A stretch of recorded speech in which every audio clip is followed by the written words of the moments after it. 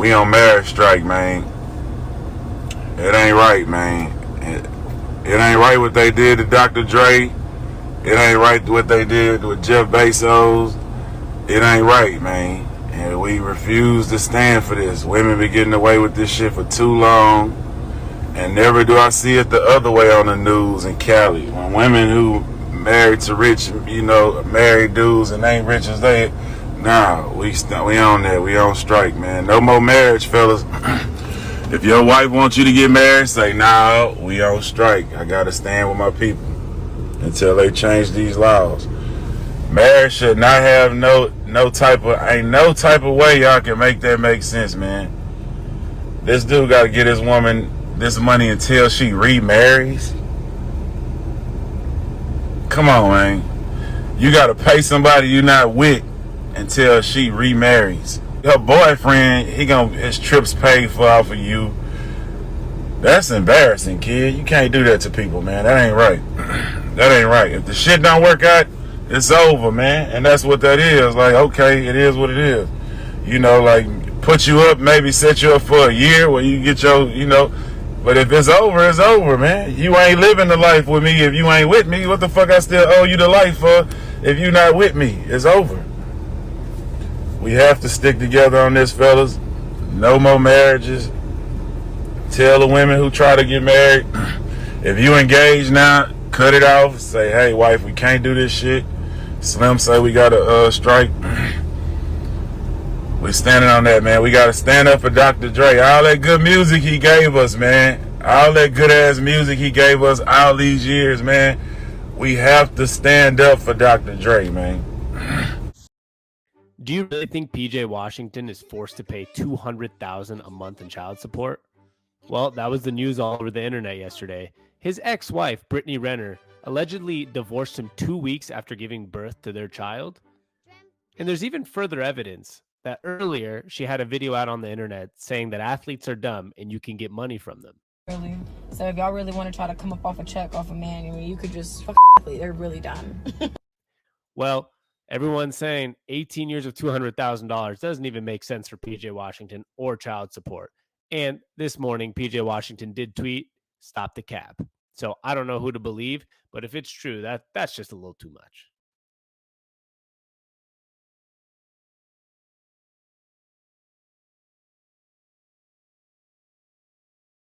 Yo. What's up, my high value bros? What's up, kings? What's up, guys? What's up, stars? Man, what's good with it?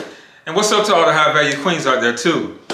All right, man, before I jump into the video, man, go ahead and, smash that like button, tap the bell, and subscribe, Go ahead and run it up. You know what I'm saying?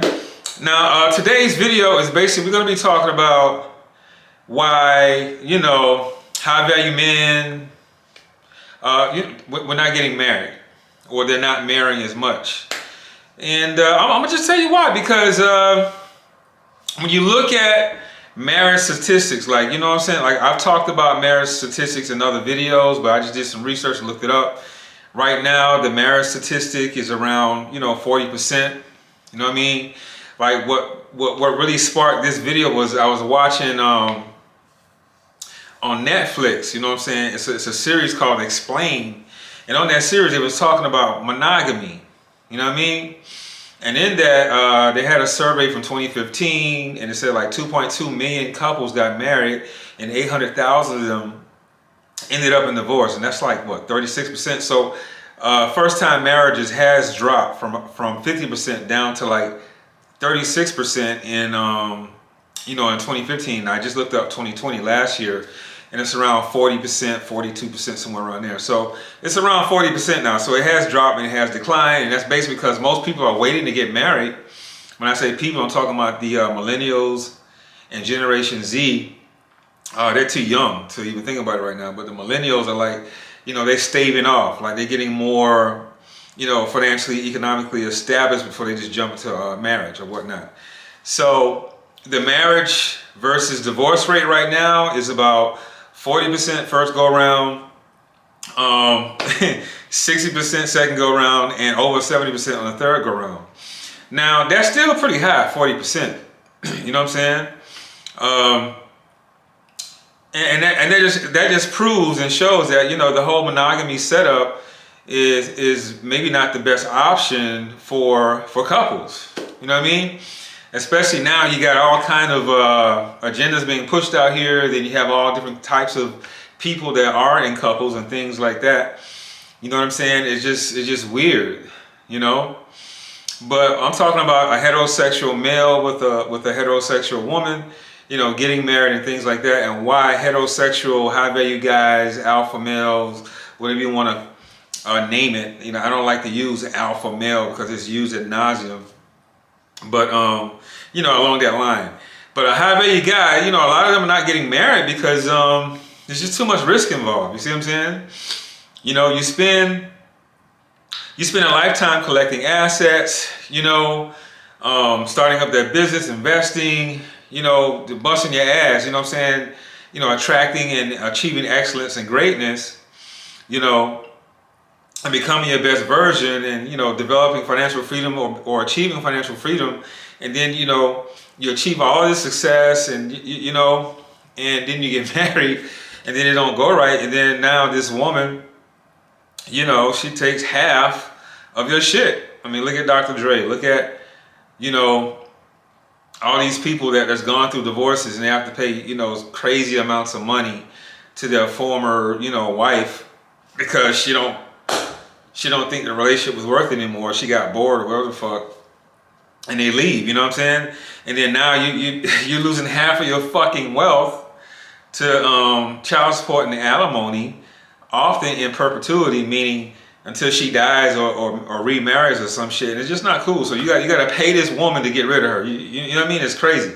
So this is why a lot of high value guys are not getting married, because the laws are, you know, against men. You know what I'm saying? And this predates, this goes back, not predates, but it goes back to, let's say, the second wave of feminism, you know, and this whole war that's causing a chasm between the masculine and the feminine, you know, energies out here. You know what I'm saying? It's putting a gap between men and women instead of uniting. And so a lot of these laws are just written for, you know, the benefit of women, and women know this. This is why I see women I say it all the time. Women are the gateway to what? Sex. Men, we are the gateway to what? Commitment, relationships, marriage, things like that. You know what I'm saying? So that's how the power dynamic relates between, you know, men and women, and that's what a balance of power is. Yeah, they got the power when it comes to sex. We got the power when it comes to relationships. But, you know, when it works, it works out very well. Now, what I will say is this.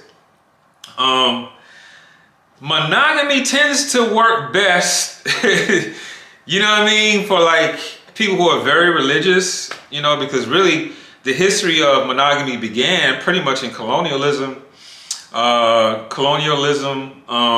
particularly in the Roman Empire. It was introduced in Christianity pretty much. So monogamy, I would say, in the Western world, over here in the US, it kind of like, you know, was established, well, not here in the Western world in the US, but I'm saying monogamy in and of itself began in the Roman Empire, and, you know, evolved this way and made its way over into the US down the road. You see what I'm saying? So with that said, Christianity is one of the first religions that pushed it. And then, you know, being that it's one of the leading religions in the world, along with Judaism, along with Judaism, along with you know, Islam and things like that. This is what they do. So here's the thing. So not only did religion secure and establish monogamy, but let's break down the type of man that kind of gets involved with this. I've been married before. I was married like 7 years, so I'm no stranger to this. I have an ex-wife, my son. You know what I'm saying? My son came out of that marriage or whatnot. But the reason why I'm bringing this up is because I got married. Like I love my ex-wife. I loved her. You know what I mean?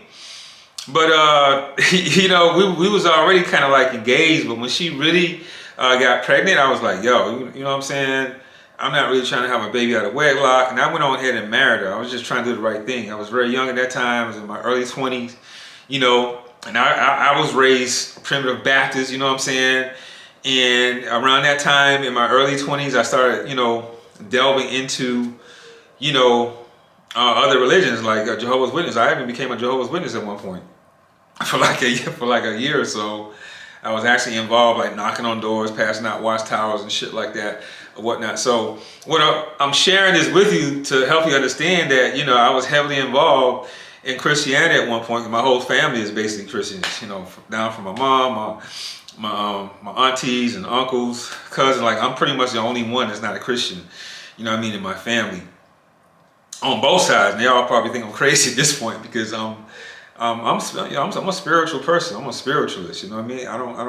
I don't conform or subscribe to any religion. You know what I'm saying? I tap into my ancestors. But anyway, nonetheless, so what I'm saying is the influence was religion, and then also another influence, not on my part.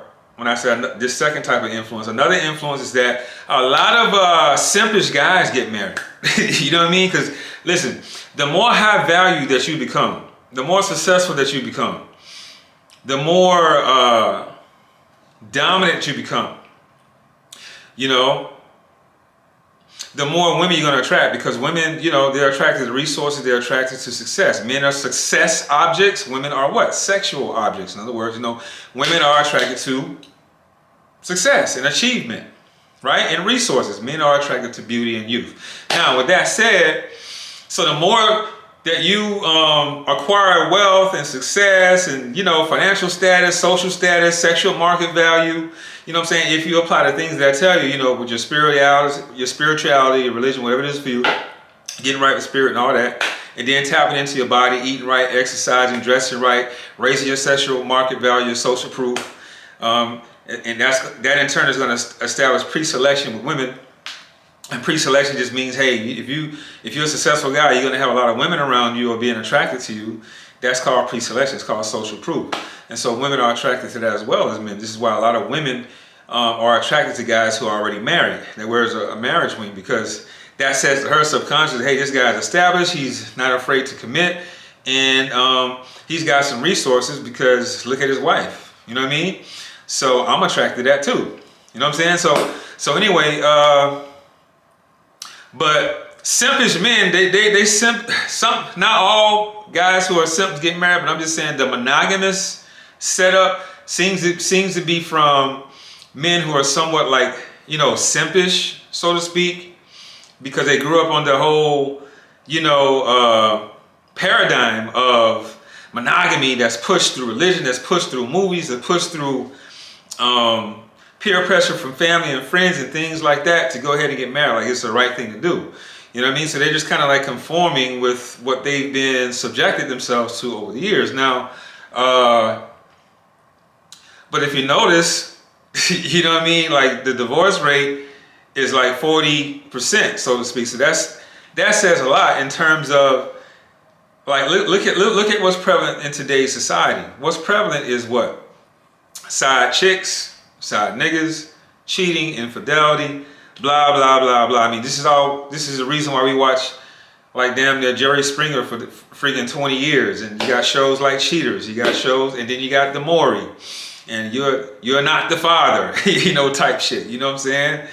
And what I'm just saying is this society is really like a poly type society. Like a lot of you niggas are like in poly relationships. You know what I'm saying? You might be with your girl or she might be with her dude and think it's a monogamous situation going on, but actually it's a polyamorous type situation going on.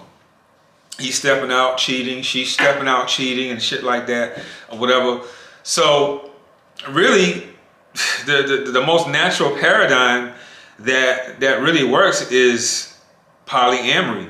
Polyamory just means you have more than one lover. Then under the realm of polygamy, gamy just means marriage. Poly means many. Okay, so under polygamy, I broke this down before. You have polygamy, right? And under polygamy, you have polyandry. Polyandry is when the woman has more than one husband, and that's not really prevalent over here in the United States. And it even wasn't that prevalent back then. it was only in areas where there was a shortage of men. I mean, a shortage of women. And so the woman would have, multiple men. But the most prevalent form of polygamy is polygyny, where the man has several wives. And even in the Bible, what Solomon has, 1,000 wives, 700 concubines, or some shit. No, he has 700 wives, 300 concubines. You know what I mean? And I know all you religious people finna get on my shit, be like, hey man, that was the Old Testament, it's the New and Adam and Eve. Okay, all that. Listen, been there, done that. Used to be a Christian. I already know. I'm just saying, I just highlighted the fact that in Scripture, Solomon dealt with 1,000 women. Okay, and was he very wealthy? Yes, he's one of the most richest men in the world, according to the Bible. Right now, so that bolsters my point. The more high value a guy becomes in social status, economic status, sexual market value status, and things like that, it's just attracted to women because women are attracted to resources. So what I'm saying is polygyny and polyamory is the more is the more likely paradigm of a high value guy. That's just what it is. Women are going to be attracted to him. You see what I'm saying? And and then when you look at genetics, like how we're designed, men, I keep telling you guys, we're the progenitors of life. We are the that spark of life. You see what I'm saying? It's like, yeah, women are the gateway. They're the portal to life, right? Like the developing embryo into a fetus passes through the womb, right? And out comes the baby. We know this into this portal. We know that, so that makes them divine. But we get our divinity in the fact that we're what? The progenitors. We're that spark of life. So we're the seeds. We're the seed scatterers, because in just 2 weeks, right, the male reproductive system, one man has enough sperm to really, impregnate all the women on the planet, like some 4 billion of them, and maybe half of those are still in their fertility years. You know what I'm saying? So one man in a 2-week period has enough sperm to impregnate over 2 billion women around the world. You know what I mean? So what does that tell you? That tells you that we're designed to scatter seeds. That tells you that we're designed to be amorous, to be polygynous. And women are only going to be polygynous or accept that type of a paradigm with a guy who they feel is valuable or worth it in that regard. You know what I'm saying? So it's incumbent upon you to be successful and be resourceful, and to be fit, and to be spiritually sound. And then that way, once you have all that in order, you know what I'm saying, you're going to be attracting more high quality women in your life. You know what I'm saying? Like this paradigm of polygyny and things like that is not uncommon, especially today. It's becoming more and more prevalent. You know what I mean? This is the paradigm that high value men kind of like lean towards to. You know what I'm saying? I'm poly at this point. And I this is why I can sit here in this camera and tell you guys about, my own experiences, my own wisdom, case study, and so forth, because I live this life or whatnot. And the thing about it is, it's the paradigm that fits me at this point. However, it's not the most easiest to set up. You know what I mean? There's a lot of dynamics involved with it. You know what I mean? There's hierarchy issues involved with it. There's proximity and distance issues involved with it. Everybody has to get along and coalesce. Everybody's got to be on the same frequency. You know what I mean? There's got to be a real goal for it. Like, are you building up one another? Are you building a bag? Are you guys, passing down generational wealth with your children and offspring? Are you setting up businesses and enterprises? Like, what are you doing this shit for? You know what I mean? So yes, sex is a large component of it, but so is, the mission and purpose of that union. Because I keep telling you guys, when you get together with another person, whether it's a friendship, relationship, business partnership, whatever, you're coming there to give. You're giving something, not just always taking. Everybody should be giving and not just fucking taking. You know what I mean? It's reciprocal. Everybody should be an asset. A woman, if I'm dealing with a woman, you better be damn sure. I'm gonna make damn sure that she's an asset to me. You know what I mean? And I don't just mean monetarily. I mean emotionally. I mean effort-wise, time-wise, spiritually, all that. Like, we're gonna be a reciprocal asset to each other. But to take myself out of this scenario, I'm just sharing, why high value men aren't getting married and the significance of, polygyny and, polyamory and things like that, and why the divorce rate is what it is.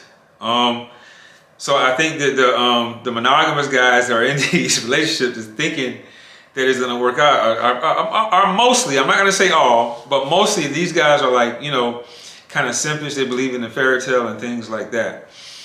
I wanted to make up another point because I'm going off of this with the dome. But yeah, so that's the number one reason. Okay, oh yeah, here it is. This is the reason why a lot of high value guys, alphas, whatever you want to call it, are not getting. I don't want to say not getting married or reluctant to getting married. It's because it's just too much to fucking lose. Now, what's the solution to this? The solution is a prenup. You know what I'm saying? A prenuptial agreement, especially with the way today's marriage paradigms are set up. Now, if you're a monogamous high value male, you know what I'm saying? If you're a monogamous, an alpha kind of guy that's, that wants to raise. Well, I'm not against, okay, first of all, I'm not against family. I'm not against healthy relations. I'm not against actually having a wife. Like, I'm not against that at all. What I am against is how the government is set up, in my relationship, and I have to, ask permission from them to get fucking married, and I got to ask permission from them to get a divorce, and then they got their hands in my fucking economic, social lifestyle that I've established. I think that's some bullshit. But I'm not against relationships. I'm not against, family and things like that. So the solution for me would be like a prenuptial agreement. You know what I'm saying?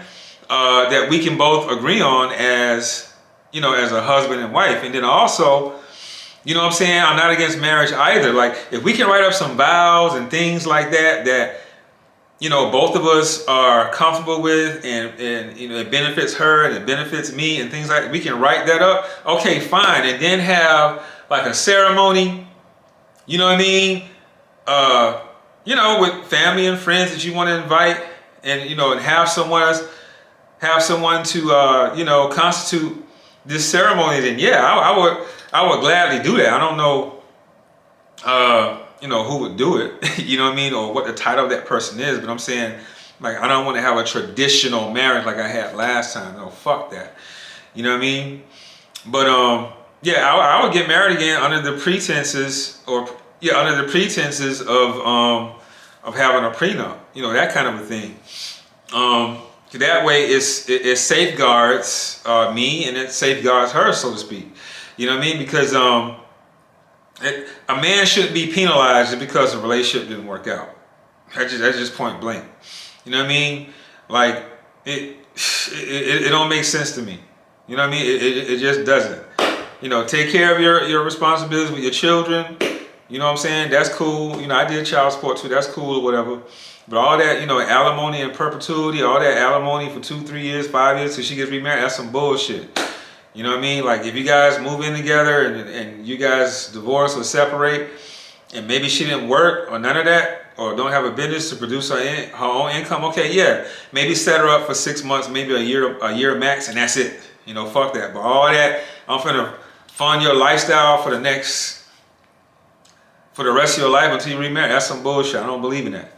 But anyway, and also, if she agrees to a prenup, that means that she really fucks with you and she's not really just interested in your resources. You know what I'm saying? Yeah, the resources are a part of the attraction, but if she really is down for you and 100 for you, then she won't have any problem with, like, let's say with a prenup or things like that. So that's just my take on it. You know what I'm saying? Why, a lot of men aren't getting married today. It's because the repercussions are too heavy, man, and it's too much of a loss.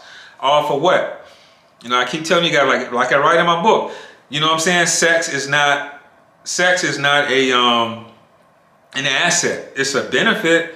It's pleasurable. It's a warm, wet hole, but it's really not an asset. It only becomes an asset unless you're a pimp, so to speak, right? I'm not promoting pimping, but I'm just saying, I'm just giving you a tangible definition of it. Like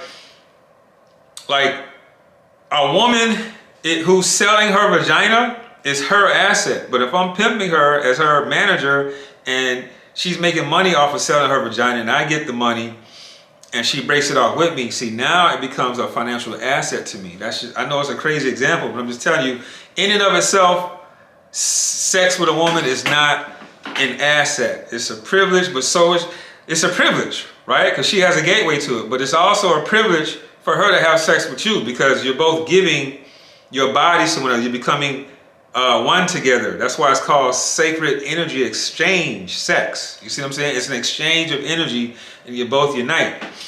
So, yeah, sex with a woman is not an asset. It's only a benefit. What are assets that women can bring, or what she can do in terms of helping you build a bag. You know what I mean? Maybe she has entrepreneurial skills. Maybe she has investment skills. Maybe she has a good job too that can add value and bring in money to the house and things like that. Even though you're the breadwinner of the house, you're paying the rent, you're paying the mortgage, that kind of a thing, right? She pays the utilities and shit like that, but she's still what? Contributing to the house. She's an asset and not just a fucking liability. She invested in you too. And guess what? If you guys have the same entrepreneurial or investment type mindset, now you're all both, or three of y'all, or four of y'all, running up this bag and making money together. You see where I'm going with it? A woman got to be your asset, not just financially, but spiritually, mentally, physically, all that. So, does she cook? Does she not just clean and all that? I mean, I can clean and shit like that. But I'm just saying, but these are just aspects of a woman. Cooking, cleaning, helping you and encouraging you, nurturing you, being a cheerleader, being loyal to you, being submissive, being supportive. These are things that are valuable. These are valuable assets that she can bring. Being your peace, being your joy, being a source of pleasure for a man. And just adding peace and harmony to your life. These are very, very powerful assets that women bring to the table, with a man. So I ain't gonna, ramble on too long. I think you guys get it. I'm at like 24 minutes at this point. I'm gonna go ahead and wrap it up here. But I gave you the reasons why a lot of high value guys aren't getting married, and I gave you a solution.